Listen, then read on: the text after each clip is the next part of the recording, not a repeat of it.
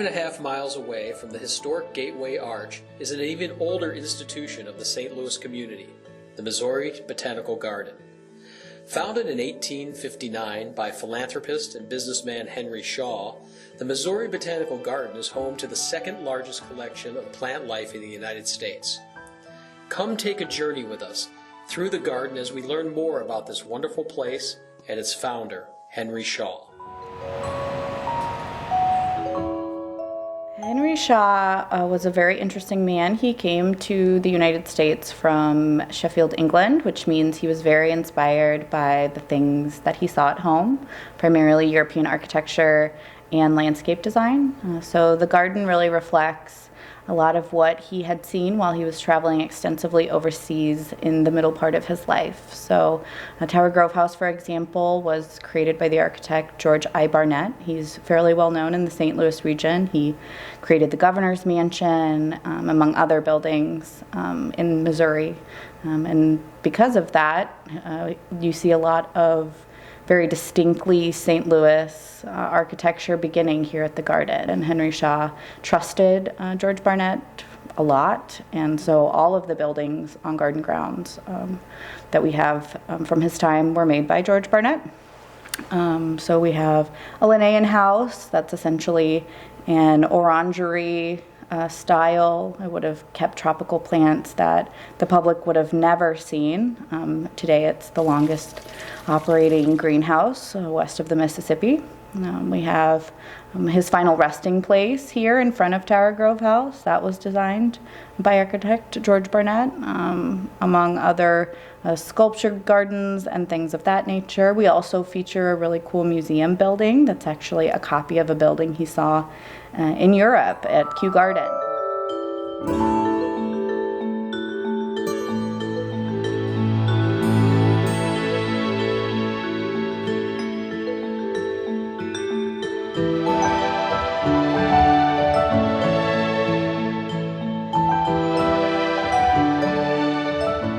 Henry Shaw was a very detail-oriented person, which means we can assess that he was involved with the planning of the garden. He had no botanical background at all when he decided to open the garden in 1859, which meant that he had to rely on really great people, both in the St. Louis region and abroad, to support this dream that he had.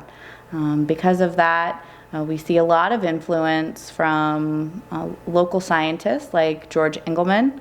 Henry Shaw had traveled extensively throughout Europe and wanted to build an estate that had a garden much like Chatsworth or some of the other walking gardens in England.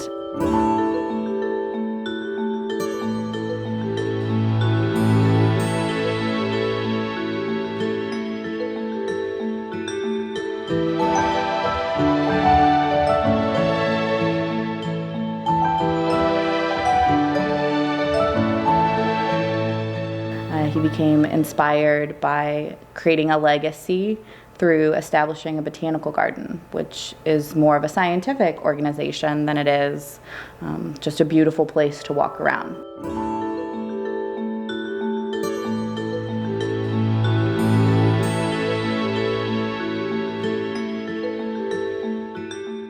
As I mentioned before, Henry Shaw was never a trained botanist, just a person who appreciated plants and worked with the right people to create this wonderful garden.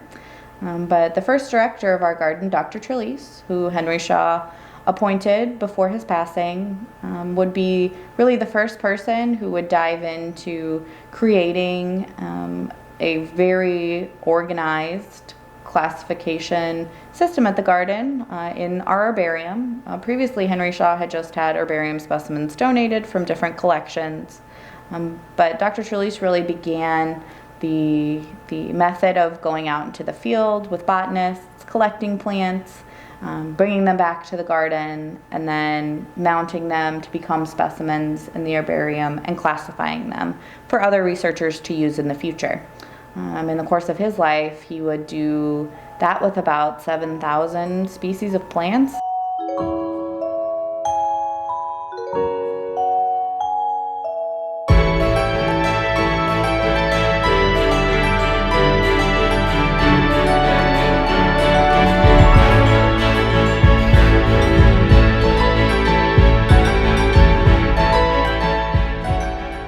Right now, while we have 7.5 million specimens in our herbarium, we only have a small fraction of what exists in the world. So that work is vital to ensuring that we are cataloging environments so that one day we are able to keep track of things that become extinct, find ways to avoid that from happening, and give a good picture of how environments and ecosystems are changing over time.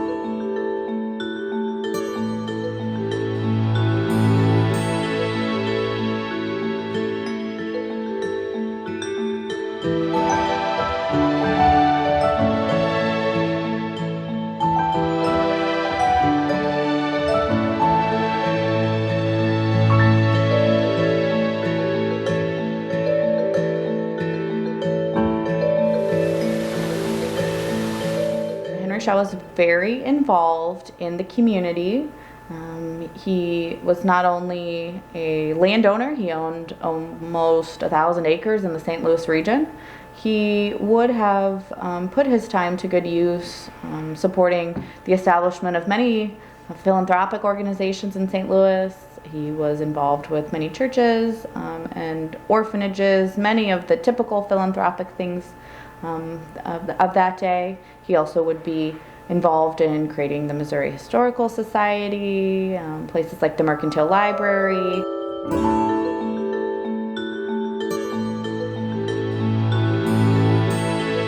One of his other major contributions would be Terra Park, which is located directly south of the Missouri Botanical Garden. That park was designed in an effort to help people better learn the difference between a botanical garden and a park, in that a park is designed for recreation and events and exercise, and a botanical garden is designed to do research and to be a part of the botanical community. So because of that, Henry Shaw donated Terra Grove Park to the city while he was still living, in hopes that the city would retain it in perpetuity. He had very specific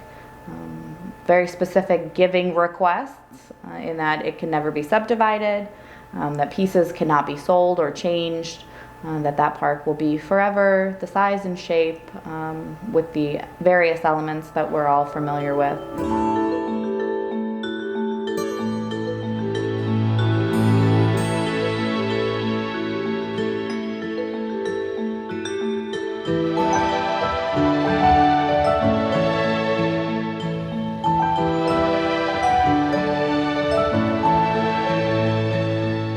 There are a lot of perks about working at the Botanical Garden. There are little things like getting to be in a beautiful space every season.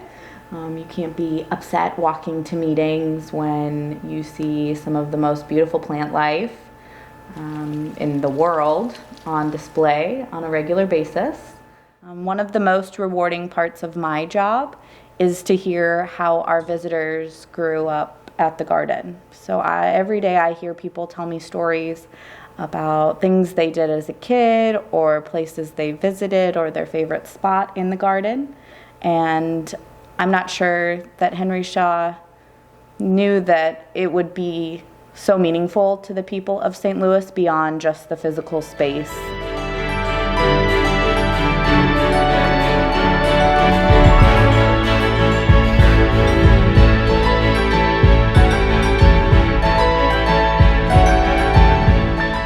So we are very busy here at the garden.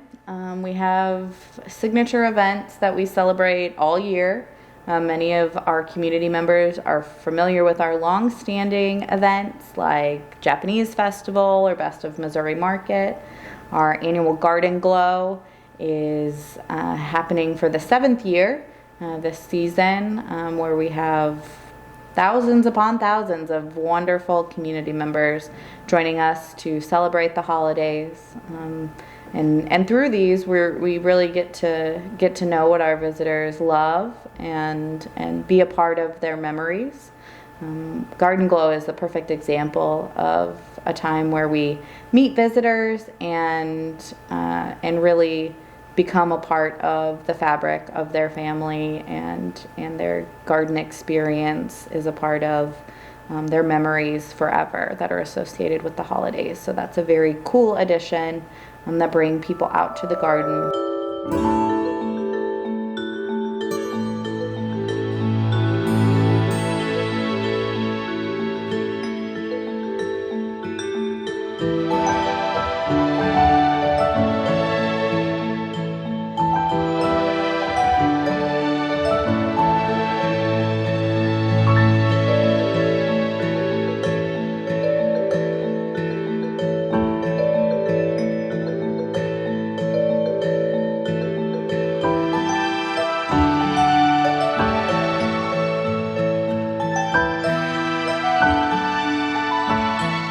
Our goal in our entire education department is to provide our visitors and the people we interact with the information to become better decision makers and better stewards of the community and the environment around them. Once you know better, you do better, as the old saying goes, and we're very passionate about giving people the resources that they need.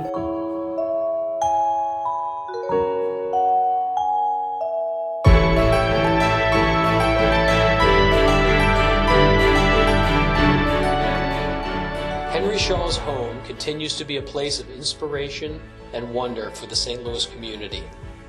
Not only is it a lovely place to visit, its contributions to botany and conservation can be seen throughout the community and the world, ensuring that science will continue to be victorious over ignorance.